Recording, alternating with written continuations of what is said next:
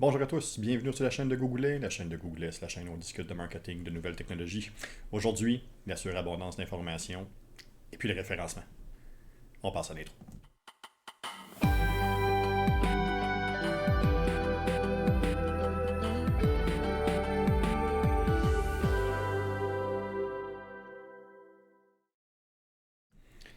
En discussion avec Michel Bouchard. Bonjour Michel, Allô Jean-François, comment ça va?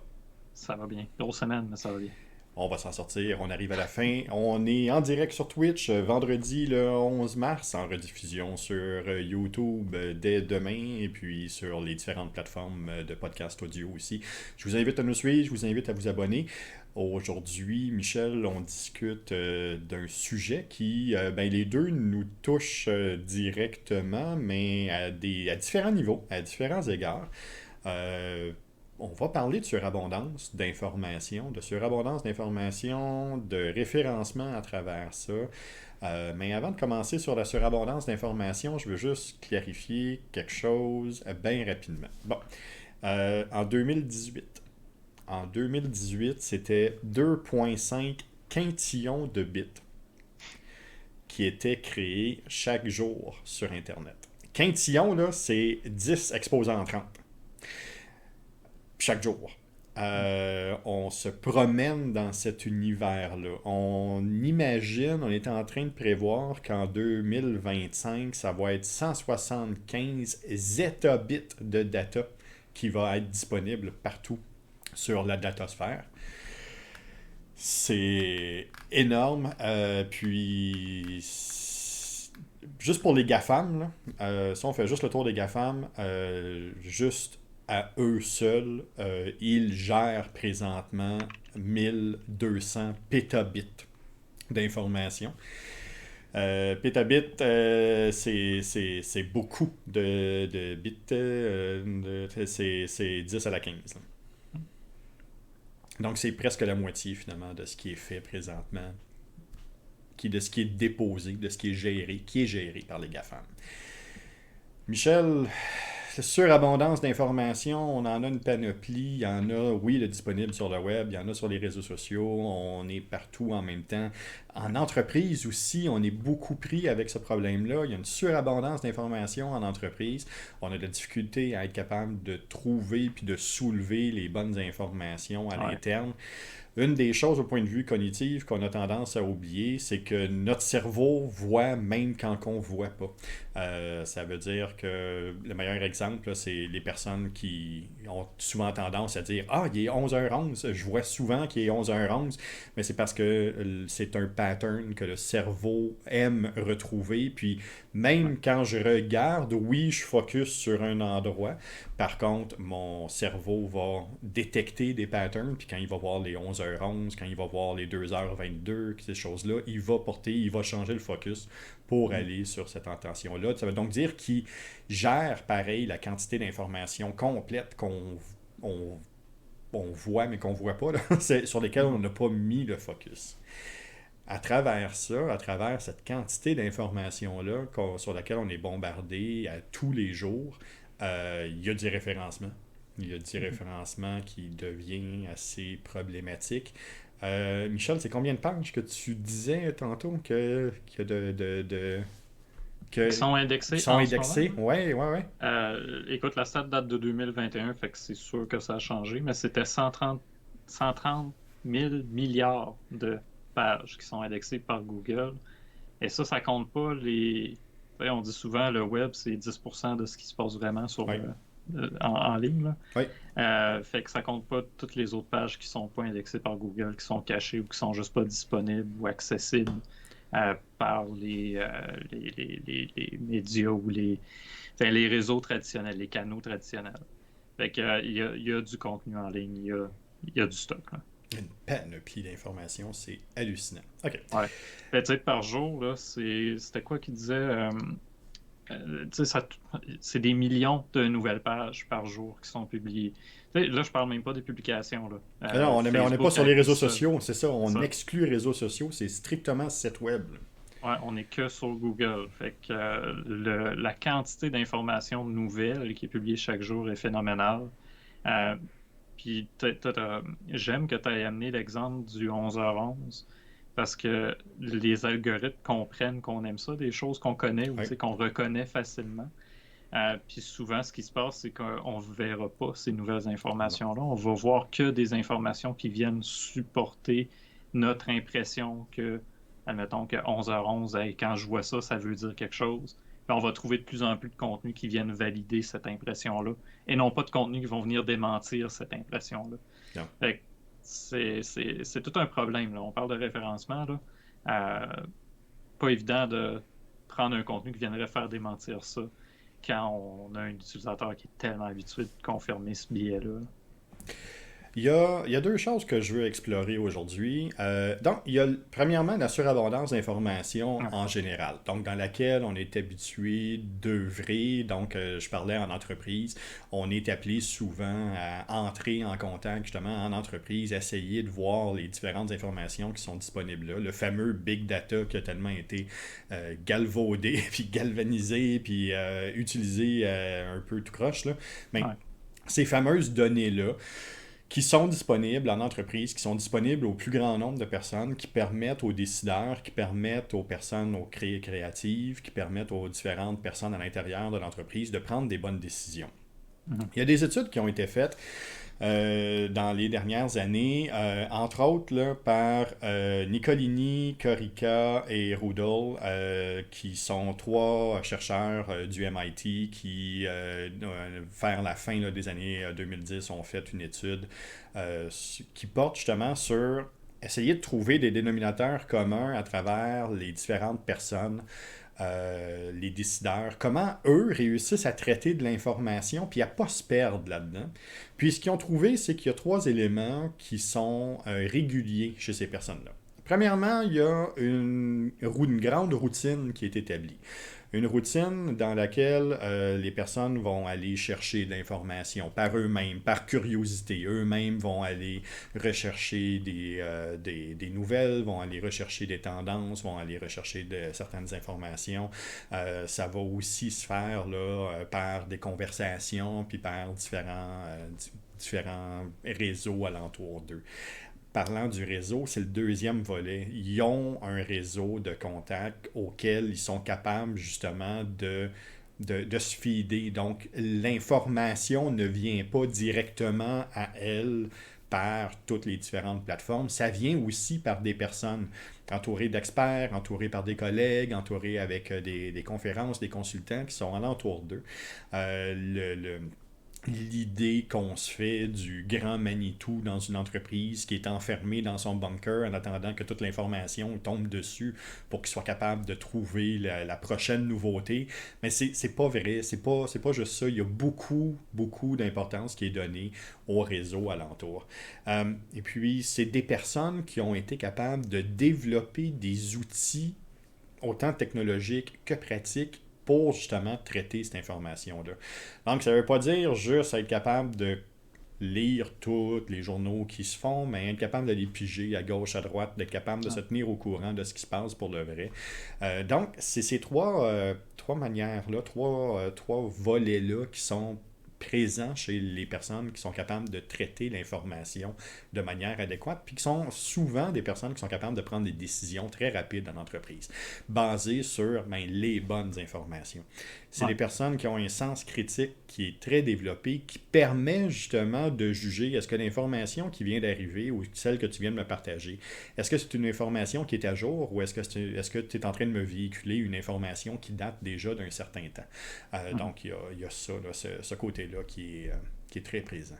Le deuxième cours que j'ai donné quand j'étais au cégep, là, c'était gestion de l'information, gestion du flux d'information organisationnelle. Fait que c'était de comprendre comment gérer toute l'information qui nous provient de partout pour que le décideur en bout de ligne ou les personnes en charge de prendre une décision reçoivent uniquement les bonnes informations. Tu as mentionné les technologies, le réseau, c'est même les ressources internes, là.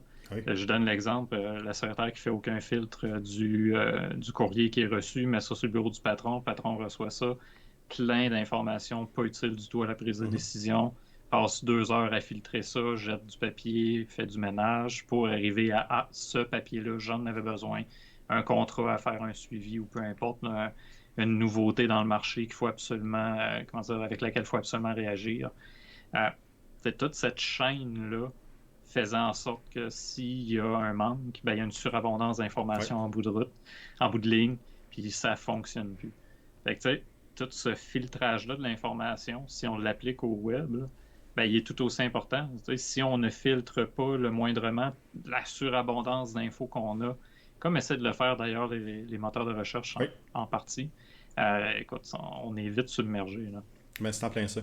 Si on regarde, là, on a vu rapidement en entreprise là, comment on peut réussir à essayer de déployer une stratégie qui va nous permettre justement de mieux comprendre puis de mieux traiter cette information-là. Ouais. Au point de vue du référencement, Michel, comment ça marche?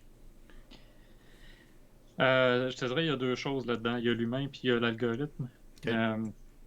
L'algorithme lui-même, comme je viens de mentionner, il va nous aider beaucoup plus qu'avant à faire du filtrage. Là, il y a le débat à savoir, liberté d'expression, est-ce que les algorithmes ne contrôlent pas, puis oui et non. Là. Mais il y a une notion de filtrage qui est déjà faite par les algorithmes, de plus en plus, notamment par Google, pour départager la désinformation de l'information. On a déjà des outils technologiques en place qui nous aident à faire en sorte que les résultats qu'on obtient dans les moteurs de recherche, techniquement, sont plus valides. Tiens. Le revers à ça, c'est que les algorithmes utilisent aussi beaucoup comment nous, on a réagi à Ouais. l'information qui nous est offerte. Le meilleur exemple que je peux donner de ça, c'est TikTok en ce moment. TikTok va nous donner exactement ce qu'on a consulté Oui. parce qu'il pense que... Il pense pas, il sait que c'est envers ce contenu-là qu'on s'est engagé. Fait que quand on tombe sur du contenu qui partage des informations, au-delà que l'information a été filtrée ou non, un peu par l'algorithme, si, mettons, elle n'a pas été flaguée par les robots, à passer, ce qui va se passer, c'est qu'on va le voir de plus en plus de ce genre de contenu-là. Fait on a regardé, admettons, une vidéo d'une conspiration, on va en avoir une deuxième, on va en avoir une troisième, puis à un moment donné, notre fil est plein que de ça. Google est un peu pareil à ça, malheureusement. Il y a des contenus qui passent les filtres des robots. Puis c'est là qu'on tombe dans l'importance, je considère, de former des citoyens de l'ère numérique, là. Des gens qui ont justement ces réflexes-là de remettre en question les informations qui leur sont envoyées par pas juste par les algorithmes, là, mais par les journaux aussi, par les sources d'informations qu'on pourrait avoir. Vérifier les sources, vérifier s'il y a d'autres personnes qui ont partagé la même information, d'où provient l'information, et au-delà du simple résultat qu'on nous présente. Là. Exact. C'est ça. Tu mentionnais le décideur qui doit prendre une décision éclairée. Là. Si le décideur il reçoit l'information qui pense avoir été filtrée puis qui est adéquate, mais qu'on se rend compte après avoir creusé un peu que non, finalement, l'information sur laquelle tu as pris la décision, c'est pas la bonne, ou c'est pas la vraie, c'est pas la vérité, ben là, les problèmes peuvent arriver. Les dernières recherches qu'on a qui ont été faites à Wharton, à l'université de Wharton, donc l'université du commerce Wharton aux États-Unis, c'est que 42% des décisions qui sont prises en entreprise ne sont pas prises sur la dernière donnée, donc la bonne information. Ouais. 42% des décisions qui sont prises sur une donnée qui est obsolète, qui a déjà été dépassée, puis qui sert plus, ou qui est plus adéquate au moment de la décision. Donc c'est énorme. Ah ouais, c'est presque une sur deux. Oui. Peut-être tu mentionnais, on peut spoiler, tu es en train d'écrire un article sur les études de marché. Là. Une des choses qu'on peut noter par rapport aux études de marché, c'est si est biaisée l'étude elle-même pour arriver à la réponse que l'entreprise va avoir. Notre produit est bon, notre marché, on est fort. Ben, ça se peut que la décision que tu prennes soit pas du tout la bonne, puis que tu fasses juste comme fonctionner à partir de ton biais à toi, que tu penses que tout est beau. Alors que la réalité, ça peut être non, ça va pas pantoute. Les compétiteurs sont tout en train de te rattraper. Il faut que tu fasses des actions stratégiques pour t'en sortir. Fait que 4 sur 10, là. C'est quand même beaucoup. C'est énorme. Puis, tu sais, oui, on peut penser là, qu'il y a certaines plus petites décisions qui sont peut-être moins importantes ou moins stratégiques. Mais c'est pareil, Tu sais, c'est pareil, 4 décisions sur 10 au point de vue Ouais. stratégique, puis au point de vue décisionnel de l'entreprise, puis au point de vue stratégique 2 ans, 5 ans, qui sont prises pas sur la bonne information. Ouais. C'est énorme. Non, c'est énorme, puis j'imagine, tu sais, moi, ce que ça me dit surtout, c'est pas juste une fois, là, probablement que le problème survient, c'est systématique, c'est un système qui est Et problématique qui a c'est... mené à ça. Ouais. Fait que ça doit être une mauvaise petite décision. Probablement que l'ensemble des mauvaises petites décisions qui ont été prises fait en sorte qu'en bout de ligne, tu sais, on a un problème tout aussi grave que c'était une grosse mauvaise décision. Ben, c'est en plein ça. Hey, il y a des menaces à avoir accès à trop d'informations. En France, Ah ouais. on va parler là, d'infobésité, là, d'avoir trop d'informations. Là. Il y a 9 menaces qui sont distinctes. Tu sais, la première étant le désengagement. Tu sais. À un Ouais. moment donné, à avoir trop d'informations, j'arrête de prendre connaissance des informations, j'arrête de porter un intérêt à ces informations-là, puis j'arrête de voir la pertinence de ces informations-là. Puis dans une entreprise, c'est là que ça devient dangereux. Ce désengagement-là devient très dangereux. Puis parallèlement à ça, avec ce désengagement-là, mais tu as le déficit d'attention qui vient avec. À un moment donné, à avoir trop d'informations, on n'est plus capable de focaliser, on n'est plus capable de focuser sur la bonne chose. Puis là, ça devient un autre problème. Ouais. Ben, tu sais, il y a deux choses là-dedans, là. Oui, Tu as la surabondance d'informations dans son ensemble. oui, Je prends les réseaux sociaux, c'est peut-être le meilleur exemple de ça. oui. Il y a tellement de contenu. À un moment donné, lequel qui est vraiment intéressant pour notre œil. Fait que c'est une surenchère de mise en scène de plus en plus éclatée ou d'efforts de plus en plus nombreux pour essayer de capter ce petit moment Mhm. d'attention-là au travers de la Oui, surabondance qu'on a. Puis de l'autre côté, quand tu as un paquet de sources différentes qui traitent de la même information, puis que chacune des sources, tu vas en avoir une partie qui, oui, vont traiter l'information à partir de, mettons, d'un fait ou d'une donnée, d'une étude, puis globalement, ça va se ressembler. Mais à côté, tu vas en avoir 10 fois plus qui vont traiter de l'information de manière, mettons, rajoutant leur opinion, leur oui. point de vue. Fait où est-ce que tu donnes ta confiance? À qui tu accordes ta confiance? À un moment C'est en donné, plein c'est ça. plus facile. Là. On parle juste pour les organisations. À quelle agence, mettons, de statistiques tu peux te fier si tu décides du jour au lendemain, Statistique Canada, ça ne me tente plus. OK, les agences qui s'occupent de monter des statistiques, là, ils pleuvent. En ligne, il y a plein d'études. Il y a Oui, des experts comme des faux experts. À un moment donné, comment départager ceux qui sont vraiment des experts de ceux qui ne le sont pas quand les deux ont l'air tout aussi crédibles? Avec cette surabondance-là d'informations, autant du point de vue quantitatif, autant du point de vue niché avec la quantité où là aussi on pourrait avoir de l'information. Écoute, on sait parfois juste plus où regarder ni à qui finalement accorder notre confiance. mais c'est en plein ça. Ça, c'est une autre des menaces que tu viens d'apporter aussi. Le fait, justement, qu'à un moment donné, avec cette surabondance-là, il y a des gens qui vont consommer l'information sans la capter, sans Ouais. l'intérioriser. Puis là, on va commencer à parler d'addiction. Ouais. Donc, c'est des personnes qui vont consommer de l'information. On le voit, on l'a vu beaucoup dans un premier temps avec Twitter, où là, c'était flagrant. Il y a des études qui étaient faites avec des personnes qui y étaient sur Twitter de manière constante, puis on leur demandait, OK, qu'est-ce que tu viens de lire? Puis, Ouais. aucune idée. J'ai absolument aucune idée. Mon cerveau gobe l'information parce qu'il faut dire que le cerveau aime s'instruire, aime avoir de Ah oui. l'information, aime avoir de nouveaux sujets, aime traiter de ça. C'est quelque chose qui est très intéressant pour lui. Mais à un moment donné, il, il spin dans le beurre parce qu'il y a beaucoup trop d'informations, puis là, il est plus capable de la traiter. Ouais. Par contre, l'endorphine qui est créée par cette surstimulation-là reste. Donc là, on va vraiment parler d'addiction. On va parler là, vraiment qui est même maintenant reconnu comme étant une pathologie. Là, le IAD, Internet Addiction Disorder, et c'est maintenant reconnu comme étant une pathologie. Ouais. Avec ça, mais on le voit présentement, mais il va venir de l'anxiété aussi. Mhm. Avoir trop d'informations, je sais plus où me garrocher, je sais plus où aller, je sais plus quelle source est la bonne, puis là, je deviens mêlé à travers tout ça.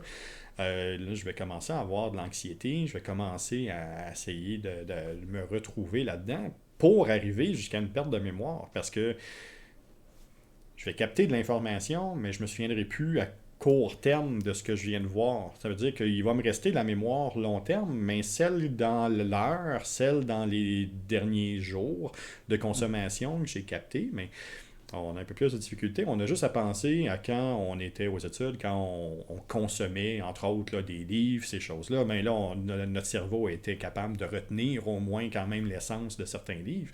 Mais moindrement qu'on tombe en entreprise puis qu'il y a une surabondance d'informations, tout d'un coup, ça devient beaucoup plus compliqué d'essayer de se rappeler, de la provenance, l'exactitude des chiffres, l'exactitude de ce qu'on a placé. Tout ça, en bout de ligne, mais ça affecte la prise de décision. Ça affecte la prise de décision, ça affecte la qualité de jugement, ça affecte la créativité.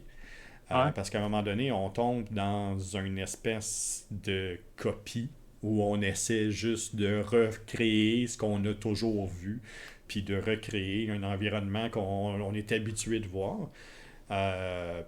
Ultimement, on commence à le voir là, de plus en plus, puis on commence à le voir, encore une fois, très questionné aux États-Unis auprès de TikTok, mais des troubles dysfonctionnels puis relationnels. Donc, cette surabondance-là est importante. Là. Non, puis l'anxiété, je trouve ça le fun quand on en parle parce que on peut la pousser même un peu plus loin, tu sais. En sachant plus sur quelle source t'appuyer, à un moment donné, les décisions que tu prends, t'es plus confiant parce que tu sais pas si c'est vraiment la bonne décision ou la bonne donnée.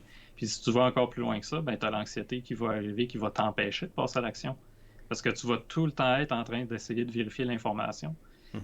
D'où l'importance, de mon point de vue, d'arriver à trouver un filtre efficace qui nous amène vers les bonnes sources. Ouais. Là, j'en entends, c'est ça qui vont dire, il faut que tu restes ouvert à toutes les sources pour être sûr de trouver la vérité qui est à quelque part dans le milieu. Mais c'est pas toujours le cas. Un fait, c'est un fait. On peut pas changer un fait. C'est ça la vérité. Si on a la source ultime de cette donnée-là, on l'utilise. Si on ne se base que sur des articles d'opinion pour se former finalement une opinion sur un fait, et là, l'anxiété crime, elle peut devenir intense parce qu'on ne sait plus du tout quelle opinion est la bonne. On va se rattacher à une opinion parce qu'elle ressemble à la nôtre et non pas parce que l'opinion est plus valide que l'autre. Tu amènes un point intéressant là, au point de vue du référencement. Google aime quand même beaucoup les opinions. Ouais, a tendance à pousser plus l'opinion que l'article de fond ou le fait. Fait que ce qu'on reçoit ou ce qu'on voit dans les premières instances de référencement, c'est souvent de l'opinion, moins du factuel. Ouais. Je te dirais YouTube pire. YouTube probablement beaucoup pire que Google lui-même. Google va quand même avoir, l'indice de crédibilité de certaines, ou l'indice de confiance plutôt, de certains sites web est tellement élevé que l'article d'opinion qui vient de sortir sur une donnée quelconque ou sur la guerre en Ukraine en ce moment va avoir un peu de misère à passer devant le Figaro, devant le Journal du Monde, devant même le Journal de Montréal. Il y a ça. Par contre, ça va vite dans les résultats. Tu te dis, je vais regarder la deuxième page. Dès la deuxième page, tu peux tomber sur des trucs un peu plus biaisés. Mais ça reste que oui, c'est un problème parce que on parle de référencement, là, fait il y a l'humain puis il y a la technologie. Un article qui est écrit par un humain qui est super engageant, qui a un beau style, qui a une technologie qui pousse à fond son contenu avec une bonne optimisation on page tout. Le contenu n'a pas besoin d'être crédible ou valide. Il est bien optimisé, il est bien écrit, il est engageant. Puis de l'autre côté, la technologie le pousse. Il va réussir à se classer dans les moteurs de recherche s'il passe les filtres, admettons, que Google pourrait avoir en place pour essayer d'éviter les informations mensongères, des choses comme ça. Ça prend un outil de filtrage pour éviter que... L'outil de filtrage ne peut pas être parfait. C'est ça, je pense que je dois dire. L'outil de filtrage ne sera jamais parfait. À travers les mailles, il y a tout le temps quelqu'un qui réussit à se pointer. Puis en ce moment, la situation, justement, ailleurs dans le monde, nous le prouve. Oui, il y a un bon filtrage qui se fait. Oui, il y a du contenu qui est bloqué, du contenu qui n'est pas propulsé. Il est disponible en ligne pareil, on le trouvera juste pas par Google, Facebook et compagnie. Mais il existe quand même, puis il y en a qui réussissent à passer à travers les mailles du filet. Là. Ouais, c'est ça. Mais ils réussissent par du backlinking, par d'autres manières de faire, Ouais, à réussir à se positionner pareil. Peut-être pas dans les premières pages de recherche, mais comme outil ouais. ou article à consulter si on a aimé telle chose. Ouais, ben, même des fois, tu sais, c'est temporaire, hein. Oui. Avant que le filtre réalise qu'il y a quelqu'un qui est passé au travers, ben, il va avoir un référencement, il va avoir une visibilité. Puis en attendant, je te donne un exemple que j'ai déjà vu quand même souvent. Quelqu'un va l'avoir mis sur YouTube. Le YouTube, il y a un lien vers son site web où il partage encore plus de désinformation. Tu arrives sur le site, tu le consultes, Google pense que hey, tu as aimé ça, ce contenu-là, c'est correct, on va y aller encore plus, tu vas en avoir d'autres dans tes résultats. Là, c'est là que le rabbit hole commence. C'est là qu'on commence à rentrer dans une spirale où c'est difficile de s'en sortir parce que de plus en plus, on va avoir, comment dire, considéré ce contenu-là crédible. Il est même arrivé, écoute, je suis tombé sur des articles qui disaient Google, c'est une machine de conspiration. C'était vraiment ça. Pour en arriver à un site web qui parlait contre Google. Mais la minute qui a été bloquée sur Google, c'est venu confirmer qu'est-ce qu'il dit. Ouais, c'est ça. Fait qu'après ça, les gens qui avaient adhéré à ce message-là, qui étaient sur le YouTube, sur les réseaux sociaux, ben, ils étaient sûrs et certains que Google bloquait cette information-là pour les mauvaises raisons, parce que c'est un monopole, parce que c'est des personnes qui sont mal intentionnées. Fait que c'est de là l'importance de ne pas juste penser que c'est l'algorithme qui compte. Il y a Ouais, aussi une notion de formation, de développer la pensée critique, la capacité de vérifier l'information. ouais, c'est ça, exact. Euh, Là, on a tendance, là, on prend une tangente sur le fait que peut-être la surabondance d'informations, c'est de l'information qui est moins bonne, mais c'est pas Pas nécessairement le nécessairement. cas. C'est aussi juste qu'il y a beaucoup d'informations, Ouais. puis de trier l'information qui est pertinente peut s'avérer complexe. Ouais. Michel, si j'essaie de travailler sur une stratégie, je suis une nouvelle entreprise, pour reprendre ton exemple de ton podcast lundi, je suis une entreprise qui a une pizzeria, ben comment est-ce que je peux réussir à créer une stratégie de contenu qui va me permettre de sortir à travers Pizza où on sait déjà c'est plein partout. Ouais. La première des choses, c'est d'être patient si tu veux percer sur pizza lui-même. Pizza, comme mot-clé très général, sujet très général, ça va te prendre un peu plus de temps que pizzeria locale qui fait de la pizza faite à la main, qui pétrit sa pâte, qui utilise des ingrédients vegan, admettons, peu importe. C'est de trouver sa niche, de bâtir autour de sa niche, puis de grossir. Si on essaie d'arriver puis de compétitionner avec les plus gros en partant en SEO, il va falloir être patient. Ça ne se fera pas du jour au lendemain. Même des fois, même pour des petites stratégies locales, je vais parler d'un minimum de 3 à 6 mois. Quand on parle de provincial, national, attends-toi 12, 18, 24 mois. Là. C'est des efforts constants et c'est pas une switch. Le SEO, c'est une méthode de travail. Fait est-ce qu'on peut faire sa place? Absolument. Est-ce que c'est facile? Pas tout le temps. Non, c'est ça. Tu as mentionné de quoi, par exemple? Je vais revenir un peu en arrière par rapport à la surabondance, c'est pas une mauvaise chose. Oui. C'est une mauvaise chose quand c'est une surabondance de des informations. Est-ce que c'est une mauvaise chose d'avoir une surabondance de bonnes informations? Non, au contraire. La méthode scientifique, c'est d'avoir des gens qui repassent sur l'information primaire pour s'assurer qu'elle est valide. C'est la même affaire en journalisme. Oui. Si on a plusieurs personnes qui couvrent mettons justement un événement ou une actualité, peu importe, ce que ça va donner, c'est plusieurs points de vue qui vont au final nous amener à comprendre la globalité de la chose. Si on a plusieurs personnes qui étudient un sujet, bien, on va avoir une meilleure compréhension de ce sujet-là en bout de ligne. Le journalisme, je trouve en ce moment, c'est un des bels exemples qu'on a en SEO qui fonctionne. On a beaucoup de bons jeunes journalistes, de bons journalistes indépendants qui vont aller sur le terrain, qui vont étudier une situation, qui vont parler directement aux entreprises, même si on pense à l'actualité des affaires. Et la surabondance d'informations que ça crée est le fun, parce que ça en donne pour tout le monde. Tu t'intéresses plus aux entreprises, tu as plein de journalistes super le fun à lire qui vont te mettre du contenu bien référencé. À côté, tu vas en avoir qui vont suivre l'actualité, qui vont pas juste être associés aux grands médias, mais qui vont plutôt y aller. Bon, des fois, c'est des plus petits journaux, des plus petits médias. Euh, mais ça donne finalement une diversité de contenu qui est, de mon point de vue, super, comment dire, stimulante. Là. Mhm. Fait plus les outils se démocratisent, plus on va avoir de cette surabondance-là. Mais en même temps, si on développe une capacité de filtrer toute cette information-là, je pense qu'on va de plus en plus trouver le type de contenu qui nous intéresse.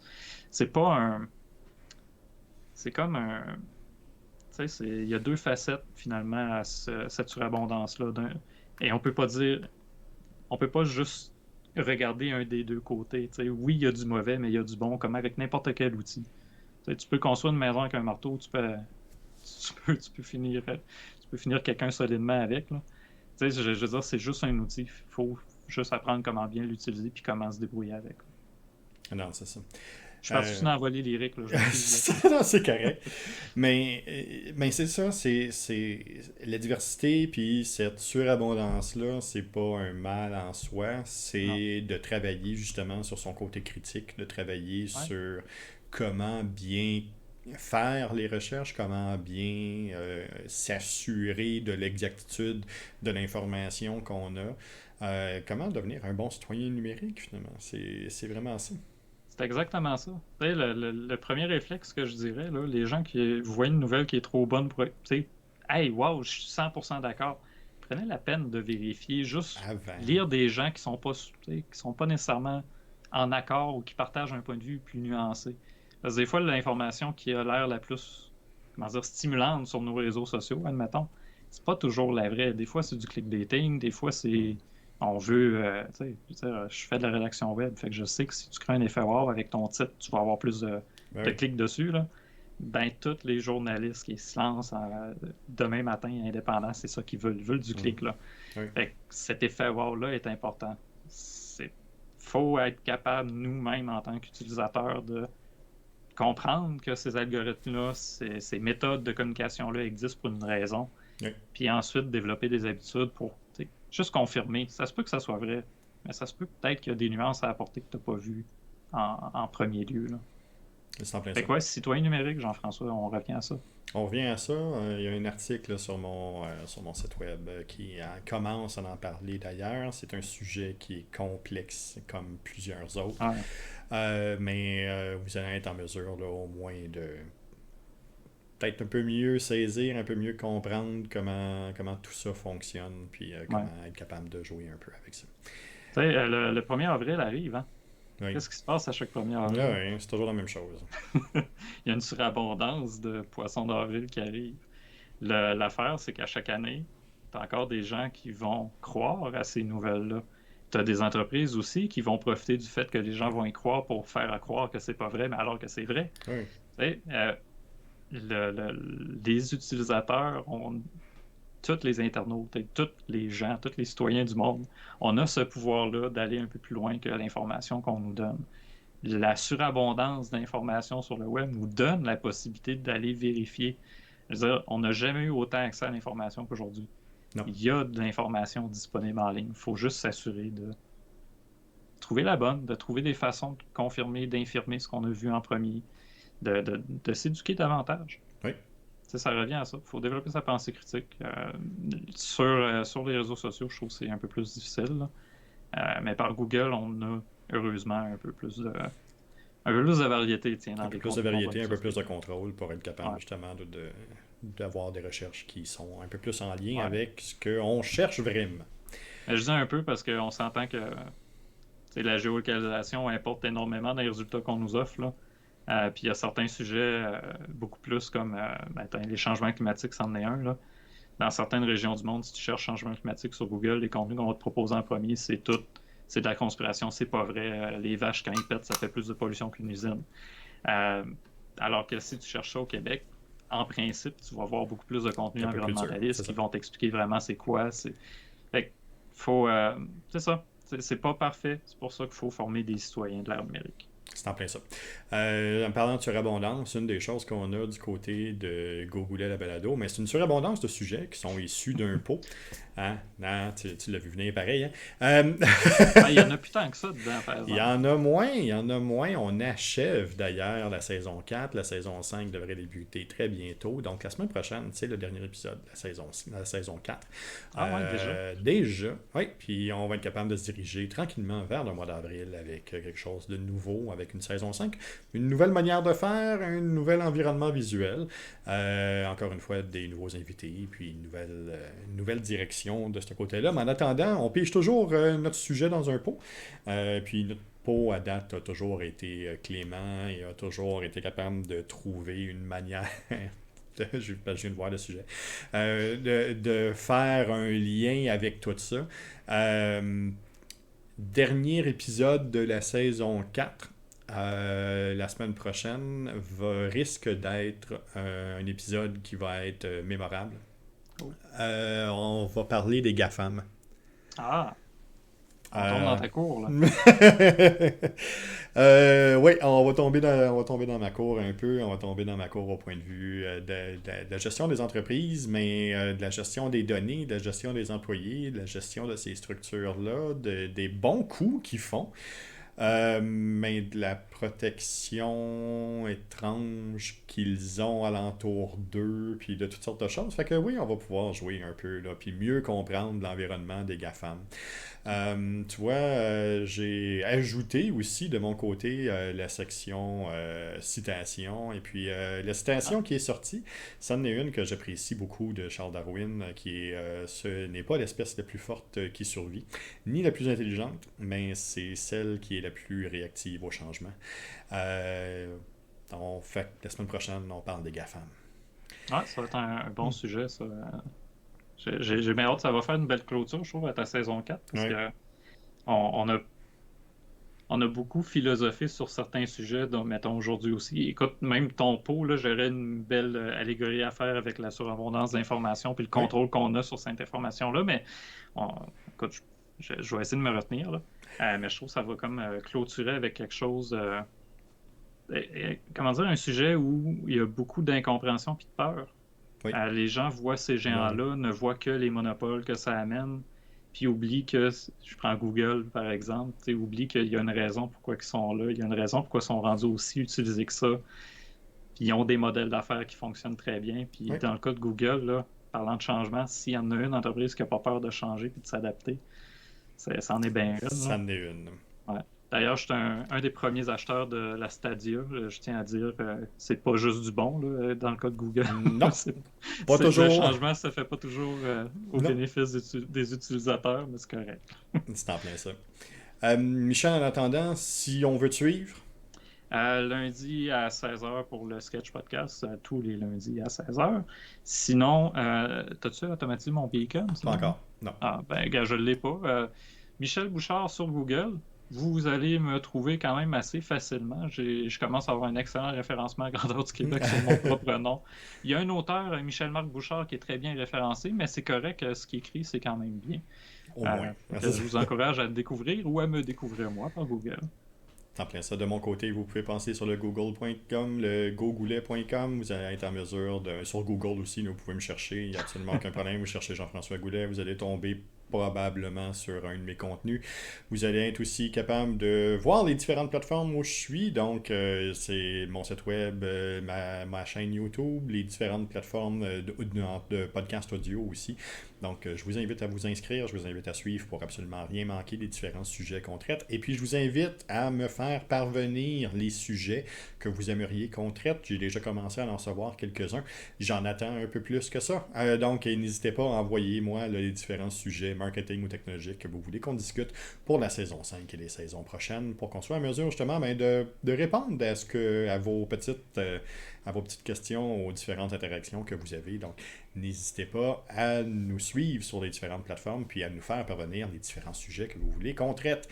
Michel, ça fait déjà plus de 40 minutes qu'on discute de surabondance. On pourrait en parler encore des heures et des heures, mais ça serait peut-être justement une trop grande abondance d'informations.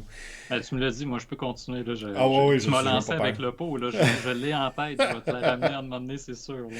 C'est clair. De mon côté, mais je te dis encore une fois, merci pour la belle semaine. Merci d'avoir participé au podcast. Puis, nous, entre-temps, on se retrouve très bientôt dans un autre podcast, dans un autre épisode, sur les bonnes plateformes sur lesquelles vous nous écoutez. Merci beaucoup. Passez une belle fin de journée. À la prochaine.